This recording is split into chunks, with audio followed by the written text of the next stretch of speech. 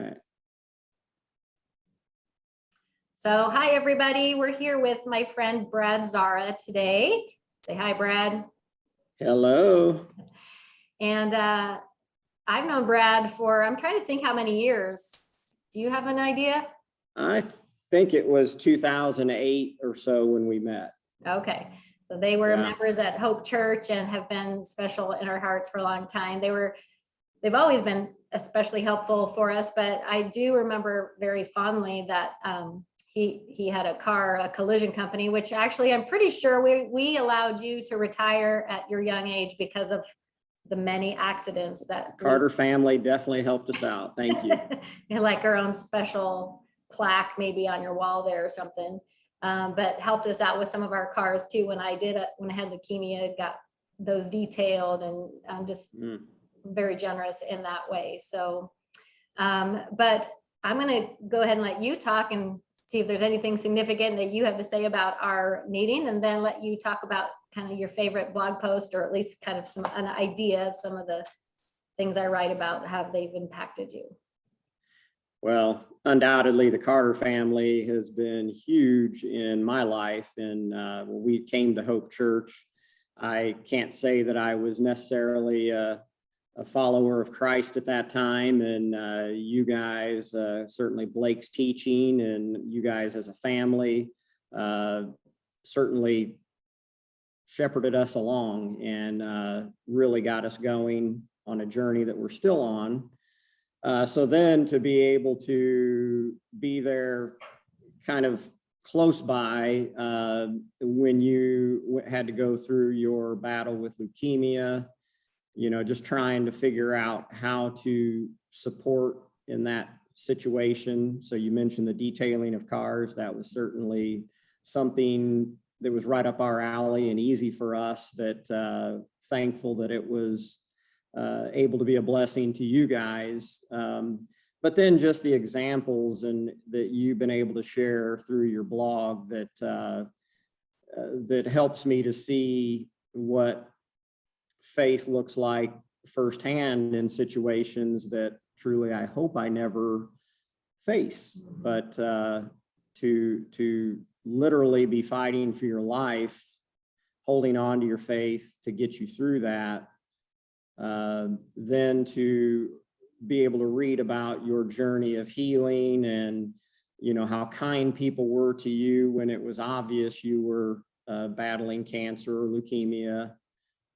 And then how people treated you differently when your hair grew back and you weren't so evident that you were fighting for your life. So that's just really interesting to me and helps me to remember to look at everybody that way all the time, not just treat people differently under different circumstances. So that's been a great lesson for me.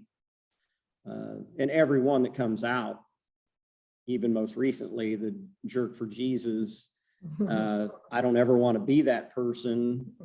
I hate when I run across those people, but I realize instead of getting upset with them, I really just need to pray for them and again, not be that person. Mm-hmm. I know it's one of those things that it's easy to become in judging the Jerk for Jesus guy, to become a different kind of jerk for Jesus.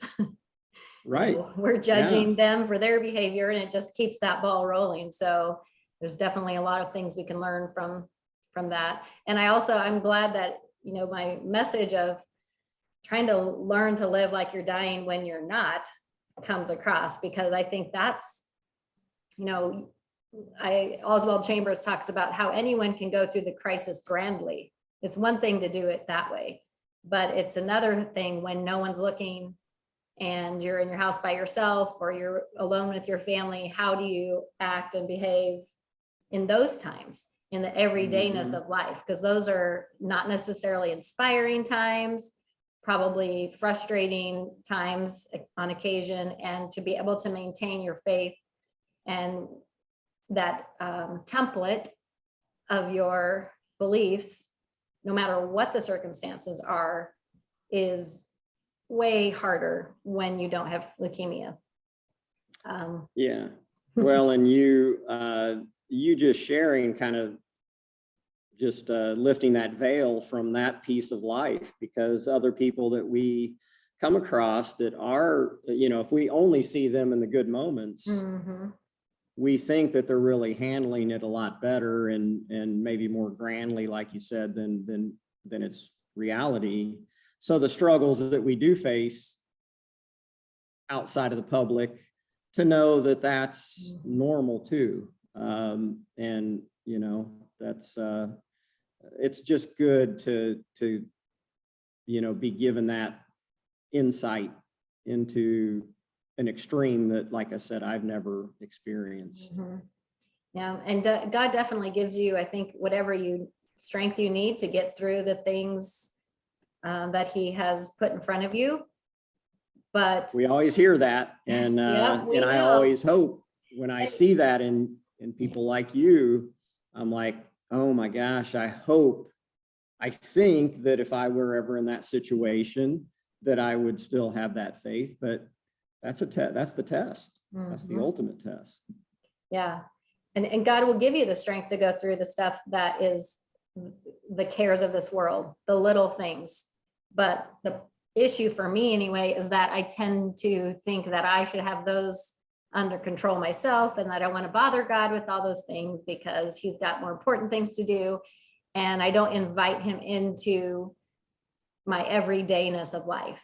And that's why I keep writing, is to remind myself to do that, because I don't want to, I think you also are kind of training for the bigger stuff. So it definitely mattered to me that I had been, at least in some respect, staying as connected to God as I could before I had cancer. It made it a pretty easy transition to trust him for that big of a thing. But whatever we need when we get in those spots, he's available. It's more a matter of if I'm willing to invite him into it. Yeah, and that's another thing too. I've seen people, that they have pursued God once they've gotten in that type of a situation, and then when their life gets kind of back in order, it's easy to fall away, so to continue seeking when times are bad and times are good. That's another important lesson. So there's just, every one of them, like I said, has something that I can grasp onto, regardless of my situation, but also to know it's good to be transparent, for other people, because that's the thing that nobody's getting these days from social media, in so many of the ways that their thoughts are getting distorted. Yeah, I've done a whole bunch of interviews recently on Facebook, not on Facebook, but about Facebook, on some different podcasts and radio shows. And one of the things that we talked about on there a lot was that that social media gives us real pictures, but it doesn't give us the whole picture. And we don't see the messy parts. They don't see the fight that happened before the big birthday party picture, or the issues that happened after the party, or whatever it is. We just see that little snapshot in time. And so we're missing that vulnerability piece if that's the only way we're interacting with each other. So my goal in writing is just to kind of share in the messy, share from a place of brokenness, not after I've got myself all fixed and cleaned up, which isn't going to really happen anyway, probably. And just help people know that they can, whatever they're going through, that they're not alone, and they're probably going to go through it again, but there's help and hope in that for growth, and more importantly, I think, we go through what we go through to help other people get through what we went through. So even if you're kind of still a mess, you can still use at least something to encourage or help someone else feel not so alone. Yeah, and I can somewhat relate to that, having recently sold a long time business. So from going from being a business owner to now being in a state of retirement, I have a lot of other business owners that are like, oh, you're so lucky, and that's true. Absolutely blessed. But now I can kind of share that piece with them of, to be hopefully helpful to them and encouraging to them, not to make them feel like, oh, I'm so glad I'm not you now. Yeah. But there's great things that come along with that. But then again, there's many stresses that I'm thankful not to have to deal with anymore. Mm-hmm. Good. Well, thank you so much for spending a few minutes with me and carving out time in your day. I really appreciate it. And I hope that, someone else like you will pick up the book or you can go to people can look on my website at heathercarterwrites.com and read. I hate to tell people this. Actually, I don't. I tell them all the time that you can really read all of my blogs for free on my site, which is terrible marketing, but it's true. But this is just a more convenient way to, have it next to your bedstand or whatever and read it. But and you can read it on an airplane when you can't get Wi-Fi. Exactly. So, yeah. Right. And you can underline stuff. I have to be able to underline things because otherwise I don't really remember them. And so I read my own book because it reminds me of what I believe. When I start acting in ways I'm confused by, I read that. I'm like, oh yeah, I forgot I believe that. So I just trick myself into reminders to doing it. So, well, thanks again, Brad. And I look forward to hopefully seeing you sometime soon in person. Well, thank you and thankful for you. All right. Bye. Bye-bye.